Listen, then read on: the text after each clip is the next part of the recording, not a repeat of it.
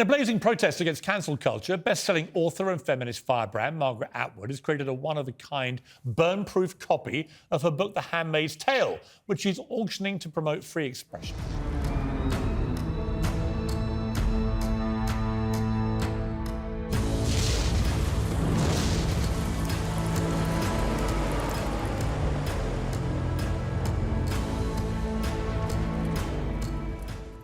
Well, besides being a very clever publicity stunt, she makes a very good point. It's a scary moment in our cultural evolution, with people lining up to cancel books they consider problematic.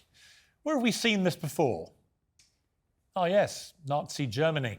This is what happens when societies go fascist. Schools in the US have deshelved books like Of Mice and Men and The Adventures of Huckleberry Finn over apparent racism concerns. In the UK, universities have axed Shakespeare in attempts to decolonise creative writing. We've even seen classics like To Kill a Mockingbird sidelined for promoting a white saviour narrative. But it was published in 1937. Of course, it's dated. These are not manuals on how we ought to think now. They're works of literature that reflect the times in which they're written. It's teachers' jobs to provide context and inspire debate, not indoctrinate our kids by only teaching today's wonky, woke values. Because guess what? As Ricky Gervais always tries to tell them, those values today will soon be outdated too. Well, Catherine Birbalsingh, who's a prominent head teacher at a school in London, has spoken out to say she's worried that some classics will disappear altogether. Eventually, she says, we will do away with cultural icons like Shakespeare.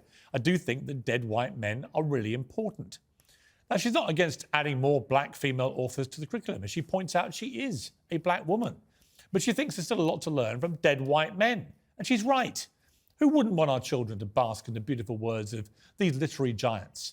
If music be the food of love, play on. Shakespeare, of course. It was the best of times, it was the worst of times, the great Charles Dickens. And The World's Gone Nuts. I think you'll all agree a classic. It's just I'm not actually dead yet.